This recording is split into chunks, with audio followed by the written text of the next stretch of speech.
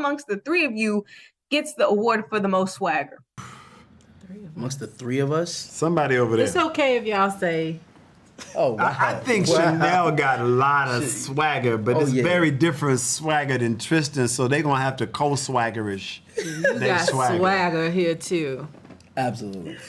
Being nice, okay, I see. But who would you think about just in this season, you know, with the maze that we have going on, whose character do you think basically is going to be the one that shocks folks the most? CJ. Oh. I think CJ will probably shock a lot of people the most. Yeah, I agree with that. It's between it's probably going to be between CJ and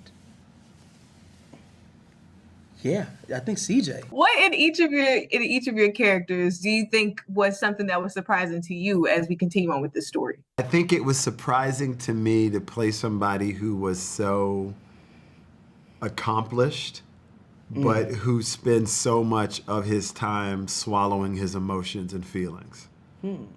So despite his ability to be articulate, when it comes to actually expressing himself, he tends to swallow it.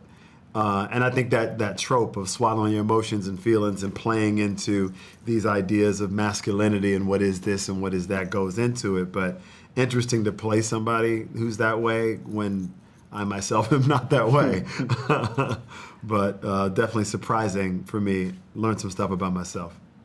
For me, I get people saying, you remind me of your mama, and I still consider myself as young, and I never thought I would have a role so soon to me that people are coming up to me saying, man, Jenna Carson. Like, Jenna Carson means something to someone. So that's great. What is something that I learned that was surprising for my character? I think that I think you know the amount of power that one would wield for a goal. You know, I think Alonzo is playing a lot behind the scenes this season, and we're seeing just how far he would go to make sure that a goal of his can become actualized, whether that actually becomes what he wants or not. Someone who says they haven't seen Swagger, why would you tell them to watch the series? Oof. I mean, if it was about basketball, then maybe that wouldn't be enough. And if it was about family, maybe that wouldn't be enough. Nope. But I think it's really about community. At the end of the day, we all talk about this idea of community and the black community and what a community is, but we don't often behave like we are. And I think this show's special because both behind the scenes and in front, that's what happens. And you see that happen with so many different points of view.